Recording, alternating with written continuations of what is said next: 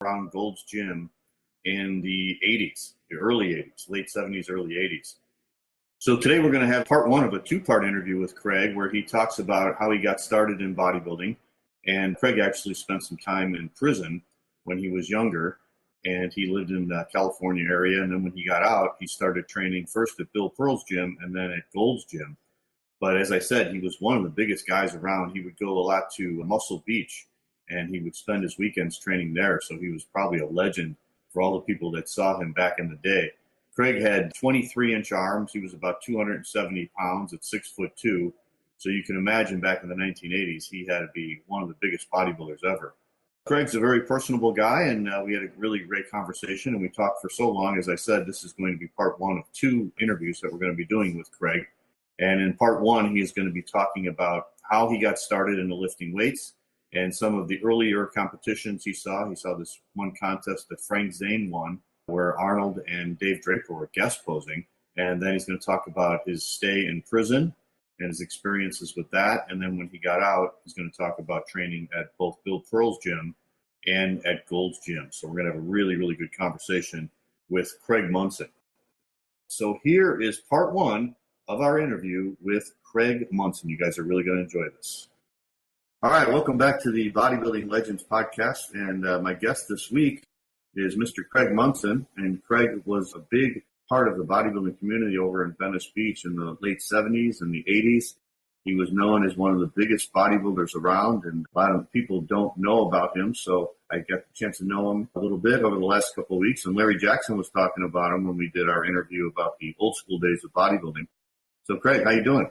Oh, I'm hanging in there. Good. 67 years old now and still trying to stay in the gym. Well, Craig, tell us a little bit about how you got involved in bodybuilding and how old you were and everything, and all about your beginnings out in Los Angeles there.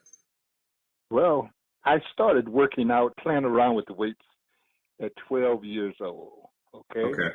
1963, when John F. Kennedy was assassinated, when they announced it over the PA system, I had dumbbells in my hand in junior high school doing curls. I was working out. Wow. Okay, 1963. And at 14, 15, you could really notice my body improvement or the development.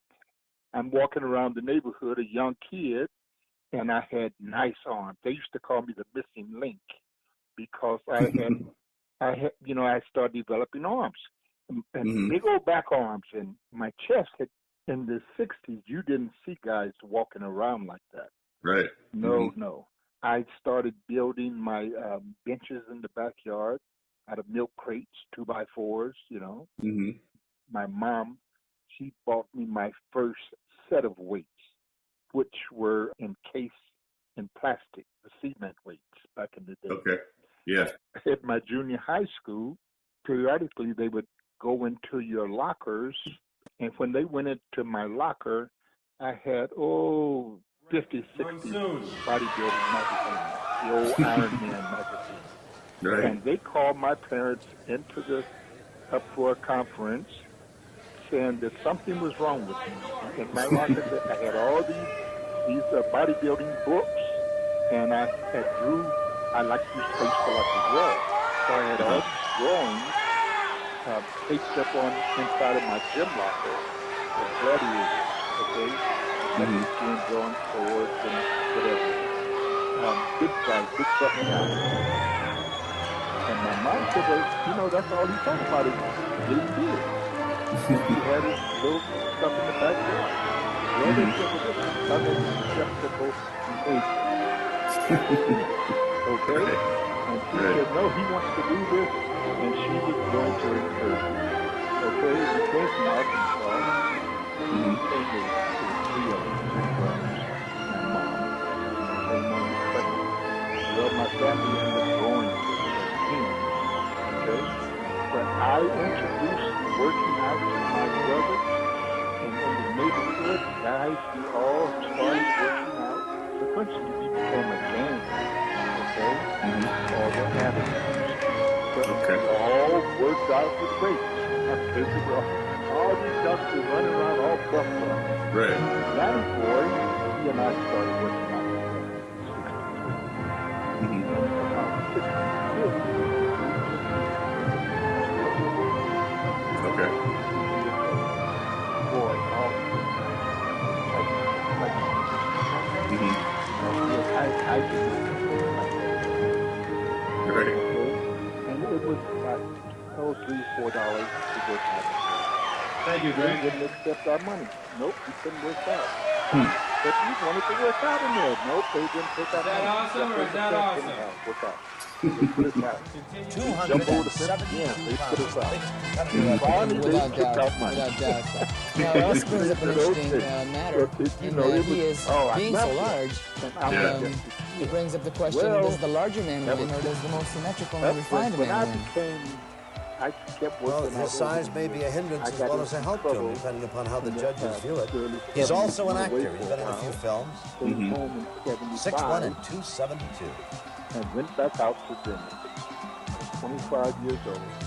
I kept working out there, and I went to my first bodybuilding show. Up Danny next. Boy took me there.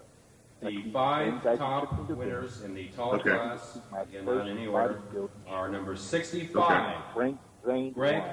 Monson. Frank Zane won. Mr. California. Wow. Okay. 69. Uh-huh. He went up against Leroy Kobler. Okay, and he Greg's was the going to first make guy the with 21 inch arms, right? Right. Awesome. Right.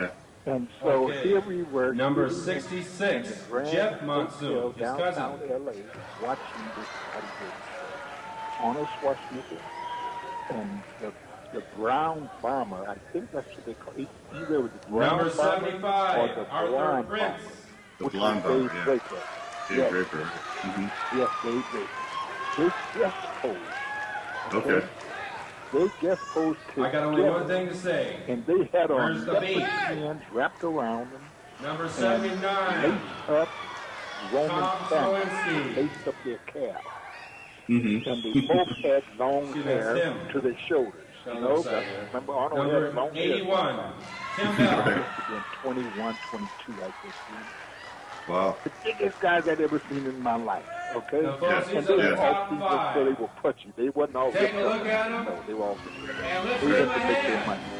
Come And on, they let's did bring this it all posing. down. I got up out of my chair and walked to the stage back and it was so cool. Yes. Yeah. And from that point, that's when I How old were you at that show? was 19. Okay. And you said you got a chance to see Arnold and Dave out in the lobby then, right? Yes, after the show, you know, they were out in the lobby and Frank Zane was set up his pictures on one side of the room. Leroy was on Come the on, other folks, side it's of a the tall room. class. Now, mind you, Frank Zane won the show. But Yeah. Leroy Coker, he Show 'em got what it's like. like 6 coats, like this back, this arm, this Oh, okay. Yeah. okay? He leaned over in a joking manner, like, I can't tell you all my jokes. You know what I mean? They were back up the front. Right. But Frank Zane stood next to him with the overall trophy. You know, the Yeah. tall one. Right. He won the show. Now, Right. I'm not understanding this. You know what I mean? Right. Yeah. Politics. Well, Frank Yeah. Zane was all cut up. He was dressed up. And he was really ready. But Leroy was a big boy. He was huge. Yeah. Okay? So I came out of there with a funny feeling. But in the lobby, talked about spoke with Arnold briefly, Dave Draper briefly, went over and got me a signed autograph, whatever, from Leroy Kobler. He's standing here with his tank There back you have the on. tall class, Huge. 1 through 5. Across Now, the lobby, Frank Zane, he put on his we're going to start his distributing. workout suit All already. right, in Okay. 5th place, his number like a jogging 79, suit or Tim whatever. Smolinski. And you know, I'm not going to his No, table. folks, I'm going to the fifth big boy table. But this Right. is what I wanted to be, the big boy. Right. You know. Right. And Arnold and Dave Draper, they're out, and they had on Okay, Hawaiian number shirts, 4. a summer Okay. shirt, you know, In 4th with place, number shorts on, 66, huge legs. Jeff Monson. Okay, Yeah. and Yeah. I'm so impressed with these guys. So, but now We're going to get You serious said here. Arnold was laughing and joking around with everybody. Yeah. Arnold was how would you say? Number 3 in third place, 81, Tim Bell. Young man, very happy-go-lucky, nice guy. Yeah. And you know, and I always thought to be a giant, you had to be the big bully. You know what I mean? Yeah. Yeah. Right. But these guys, I think we need to make these two guys work a little bit. What do you think? Well, mind you, I'm coming out of South Central LA. Yeah. Okay? And this is back in the 60s. And you had to... Come on, guys. Let's give him a little shot. Let's go. The two of you. All Yeah. this stuff. No music. Give him a couple shots. Got assassinated. And then the early 50s, John F. Kennedy got assassinated. Then the Bobby Kennedy got assassinated. So all these troubles going on in America, right? And in my school that I went to, in second place, ladies and gentlemen, who you want? And here was I'm standing in the lobby with the biggest man Ladies and gentlemen, second place, number 65, Greg Monson. Arnold put his hand on my shoulder. Okay? They're talking with me. It's like, whoa, it made a great impression. Okay? Yeah, that's cool. Yeah. Very cool. And you know, I have been very tiny to great. Okay? And in first place, I number have nothing 75, really my finger on why I should be other than what I was taught. First place, You know come on, guys. Come on, folks. Let's And give him a then hand. with the police, okay, the 77 police division. Ladies and gentlemen, and Arthur Prince, just to give you an indication, he's 20 years of age. Really that hard on the black people. Who's available, ladies? It's going to change now. Now they're hard on the Hispanic. But back then it was black. Yeah. Okay. So I go to jail. I come home. I'm a big kid. Well, all I did was work out up here. I got my high school diploma in there. And when I came home, I was so big, I went straight back into the gym. Wow. Craig, you said you went to jail. If you don't mind talking about that, what happened with that? So don't go How long were anywhere. you in jail? Thanks, guys. I was 20 years old, 19 going on 20.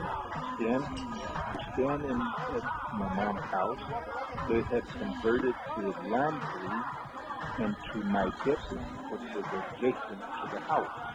Okay. Had my own private door. Okay. Anyhow, my family went to Disneyland. I never been to Disneyland, but I was 19, 20. I wasn't that big. They went to Disney. I went over to my little girlfriend's house, but anyhow, make a long story short, when I came home, I come through the back gate, I see the light on in the house. Okay? I come through the back gate, the dog is going crazy. Okay, I come in, and there's a burglar in the house. Catch him in the act. He turned around. I thought he had a gun in his hand. I break to run. I turned to run. But the man don't shoot. If he don't shoot, I turn back around and I see. I focus on what he had in his hand. And it was a ball beam hammer. Okay? You know what that is without the ball. Yeah. So, and I tell him, oh, you got to come through me. You know you got to come through me to get out. I just blocked the way. So he did hit me upside the head. I have a knot on my head to show where he hit me with. Actually, I did go down from the top of the street. Anyhow, he banged me upside the head. I almost go down. I grabbed his pants leg, on the way down. And he was dragging me to the door. But I shook it off. You know what I'm saying? I regained my composure. And I pulled him down to the floor. Okay? And I took that hammer from him. And I don't like reliving this. It's been years ago. I don't really. Okay?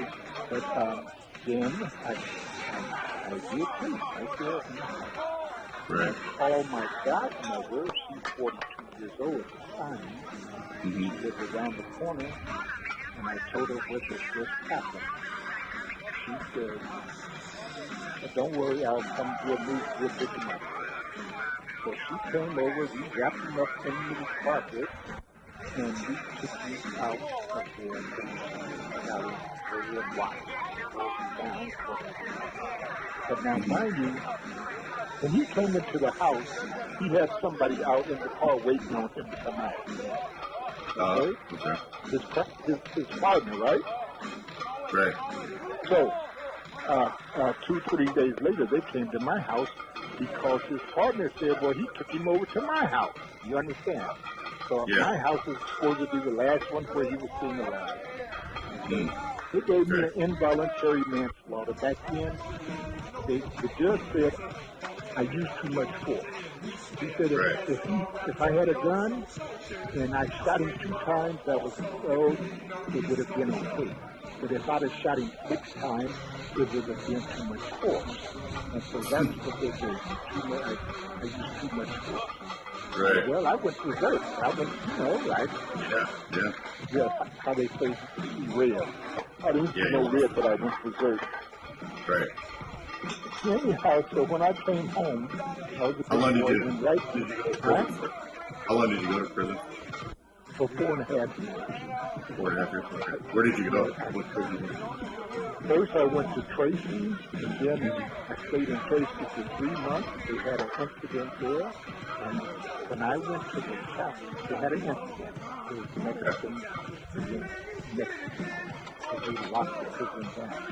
And after 3 or 4 days, they let you out of your cell to go have a hot meal. And so when we go to have a hot meal, really all the blacks are hanging together, and the Latin are hanging together, and it's down. And now, mind you, I'm only in the prison like 2-3 months.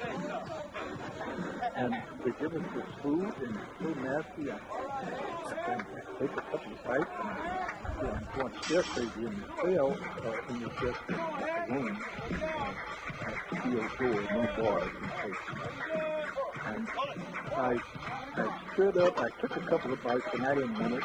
I stood up, slammed my tray, as a reach out of metal tray, slammed the tray on the table, and got up to walk out. Well, when I did that, every black guy in the chow hall got up with me. Okay? And I had no control of that. I wasn't doing that for them. I was just leaving the chow hall. Right. They took me to the committee and asked me, did I think I was Al Capone or what? You think you could control, you can't blame this gang mentality. No, I didn't do that for that. I just was mad at the food and leaving the chow hall. Right. Well, that didn't need a San Quentin. Wow. Yes. And so I ended up doing, I get to San Quentin, and I'm one of the youngest men there. Okay? And it was, at that time, there was 5,000 units. Okay? But I carried a big stick. You were big. Yeah, I was a big boy. Right. I was a big boy. And there was a real big guy. They called him Boom Chuck. He was a Samoan. Oh, yeah. And he was benching 500. And he banged it on his chest. And he hit his chest so hard his chest split right down the knee. Damn. Okay. And it went side to side. You know what I mean? Like a slingshot, right? Okay, just cut around the brother there. Right. So, in my videos, you see me putting towels on my chest, right? Right. That's why. After I witnessed that, I never been without that on my chest no more. Right. I was going to ask you if you had a chance to work out in the prison, but you did, huh? They had weights there and everything? Yeah, I worked out all. Oh, okay. Another story. After I had been in prison 4.5 years on it, the board gave me a date to come home. Okay? They said, well, Big Craig, you've been inside of San Quentin so long, we're going to let you go to a camp center where you can sleep in dormitories and air out because you're going home now. They gave me a 90-day date. Okay. I was so glad to get out of San Quentin. Okay? Yeah. But when I come out of San Quentin to get on the bus to go to the camp center, which was Jamestown up in Oregon, they couldn't handcuff me. They had to put the leg irons on my hands. Okay? You know what the leg irons was? That thing they used to put around your legs. But my wrist and forearms had got so huge, handcuffs wouldn't fit. Okay? So they put these leg irons on. When I get to the camp center, they give me a bedroll and my bunk member, and I run to my bunk, I make my bed up, dormitory, maybe 50 people in a dormitory, something like that, 2 stories. And the balcony ran the length of the dormitory, okay? And it was enclosed with about 3 football fields in the middle, right? Wow. Yes, it was nice. It was like a campus or something. Right. I was so glad. Yeah. Yes. Anyhow, the weights were out on the field, okay, outside in the grass. And the guys were working, and they were working out with old York weights. The weights, jingling, rattling. Right. And I came out of my dormitory upstairs, and I see the guys working out, and I rushed to the iron pile. And one guy, it was a group of, they workout team. And they have on their prison attire with their caps and their jackets. But we're it's very hot where we are. Okay? I'm anywhere. And I asked the guys, can I go next? Can I get down with you? I said, sure. They had 5 quarters on each side, 25 pounds on each side. And I'm standing in the back of the bench like I'm going to spot, but I lean over and I rack the weights with both, extending my arms, and I tighten them up. There's no collars on the weights. You understand? Right. This is 5 plates, so this is 250 pounds, right? Yeah. Okay. Yeah. I lean over to tighten it up, and then I see this girl in the weight. They thought I just tightened it up because I'm a big man. I started curling that way. I did about 10 times. And they were like, man, where you come from? What's your name? I'm Monson, Greg Monson. The police was leaning over the rail on the second. They said, hey, big man, where you live? I said, you standing right in front of my dorm. What's there? J14, J17, whatever it is. I know it's J dormitory. Right. I said, okay. 3 o'clock in the morning, they came, kicked my bed, and put me in the hole and sent me back to San Quentin. Really? Said I was too big to be on their prison yard. Oh, damn. Unbelievable. They had a running joke among the correctional officers in San Quentin. They said, Big Fred, too big for the prison, huh? They had to send you back home. God, unbelievable. How big were you? I had 23-inch arms. I was a big boy. 23, but I wasn't cut, Yeah, just big, yeah. I had good shape. I had abs. Okay, my waist was like a 29, 30. Okay, wow. and I flared up like a bit. That was huge. Yeah. And you're tall too. You're a big guy. You're tall. Yes, that's 6'2". 6'2", yeah. And coming home, okay, and so when I weighed out, and I came home, I was 235 pounds. 235, 235. Okay. Yeah. But I was lean, very lean. Yeah. And I had an old Japanese fellow that was in prison the other day, and he was showing me how to do the vacuum. Okay, I was with him all the time. Yeah, he showed me how to do the vacuum as a form of yoga. Yoga. Yoga to your intestines. That's all your guts up under your rib cage. Right. Okay? And do this, he was telling me, I do this breathing exercise in the morning, 10 times, and then 10 times. Different things, yeah. First I was practicing the art, okay? And so he was my instructor and had me doing that kind of stuff. And that gave me that good action, okay? And that small weight. So I come home, I'm training hard, I have a goal, and that is my physique. I used to tell my mom, they're going to call me biggest man in the world. And she said that I'm obese. So she was teasing me, okay? And my brothers would get mad because she was my mother. That's Craig season. Don't touch me. I'd get a whole chicken. She'd get a whole pot of greens. Mother was good. Mother was great. Yeah. And you were going to goals too, right? Craig, when you came home? No. You weren't. I went to Zach's gym. It was on 68th and Broadway. I went to Zach first. And then closed his gym down and he added on a room in the back of his home on 82nd and McKinney, which was right down the street from my mom's house. Okay? And so from California gym, I just go to this gym over there. But it wasn't fully equipped. It was so tight, I ended up going to Bill Pearl's gym. This was on Manchester and St. Andrews. This gym was there in maybe the late 50s, early 50s. Okay? Bill Pearl also had another gym in Pasadena where he would really be at. He would be at that one, yes. But the other one, it just had his name up on the billboard. But I think he just sold it out. But that was where I trained as far as being in the gym. I didn't become a member of Gold's Gym until the early 80s. Oh, okay. After I started competing, and I moved to Venice. Okay. I lived in Venice for a while, and Gold's was very close to Venice. I could go there. There was a time when I'm real big now, and I'm very strong. I'm lifting 500 pounds, and I'm playing with 200-pound dumbbells on the bench. And I'm in Gold's Gym, and I'm back arm at 315, and I'm curling 5 plates, and I'm making my noises.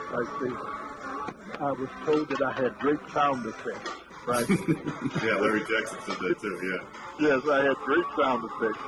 Right. And when I joined Gold, Mike Christmas, Mike also, okay? I knew him long time ago. He came over to me, he said, "Hey, Craig, you don't have to train like that anymore here." Okay? I'm like, "What?" He said, "No." He said, "Nobody trains killers like that." Okay? I was, they were blasé, and plus, I really wasn't juicing, okay? But a lot of the guys that were juicing, they wouldn't work real hard, okay? Yeah. And no, I was still calling the hall, so to speak. No cursing, no profanity, none of that, no. But like the sumo wrestlers, the grunts and the moans, I would do that kind of stuff, yes. Right. Tell us what kind of weights you're using, Craig, because Larry was talking about how he was so huge and you were the strongest guy in the gym. So I'd go up to 585 on the bench press, and I could do 5 reps with it. And they said, "You could do 6 for 1.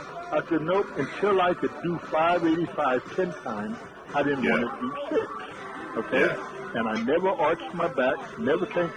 They used to put a belt with a 2.5-pound weight tied on one end and stretch it across the bench. And I set my butt on it to make sure that, my butt wouldn't come up off the bench. You know what I mean? Okay. Arching. Yeah. No arching. No, you can't arch. And, when I would first get to the pit in the speech, I'd warm up with 400 pounds. I would do 3 sets of warm-ups of 25 reps with 400 pounds. Yeah. Unbelievable, right? Right. I would warm up with that. I'd go up to 500. Everybody out. Yeah. Yes.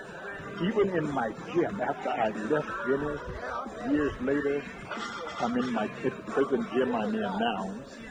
This must have been like 1998. I was doing some security work at night shift. And on a Friday, we had 16 to 19 security guards there. Security. Okay? And my stats at that time, I think it was like 46, 47.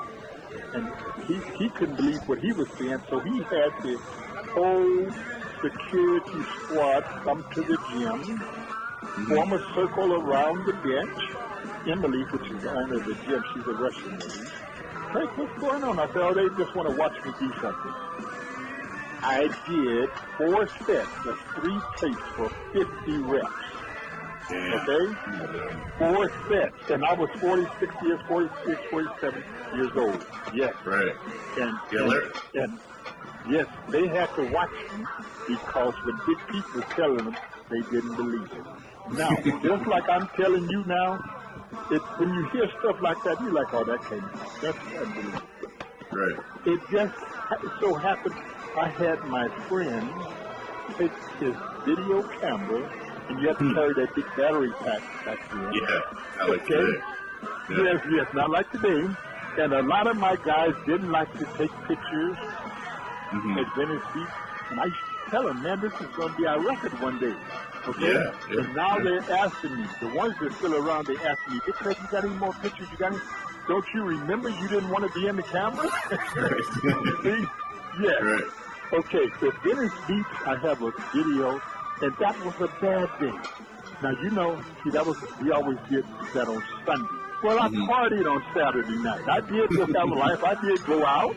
You know, I partied, and I played around. And so then I got to get up and go out to Venice, and Venice was my show-off day. You know what I mean? We called it the high sign day. Okay? In the gym, I would never really want to work out with 500 pounds. Because in the gym, the bench press, the rack of the bench, it was where I like to put my hands.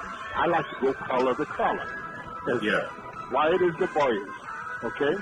But in the gyms, they have the bench where they don't tip over. You know what I mean? See, it is the brackets would be right beside your head. Yes. And so the guy could spot you real good from the back. But in the gym, you have to take the weight out the rack to hand it to me. You know what I'm saying? Because the stands were at the end of the bar. That's right. And so it was hard to get somebody to spot me in the gym. Okay? Yes, they have to lift this 500 pounds out, let me get it, and then take it off me. No. So, yes. It was easier for me to take it out the rack and put it back in the rack at the beach, you know? And so, yes, I didn't like to trust nobody with no 500 pounds lifting it up off me. No. Yeah, yes. And Larry used to do your arm workouts. You used to do the skull crushers, the lying tricep extensions. You used to do them with 3 plates, and you used to take it off the ground yourself. Nobody would even do it. Yes, I had my workout partner back then was Big Will, and Will was 200 some odd pounds. He would hold my knees down or even sit on my knees. Yeah. I would reach down from the back of my head and feel, I'd tell somebody, line my hands up, get my hands even, because I'd feel for the groovings, but they would line me up even, and I would pull over.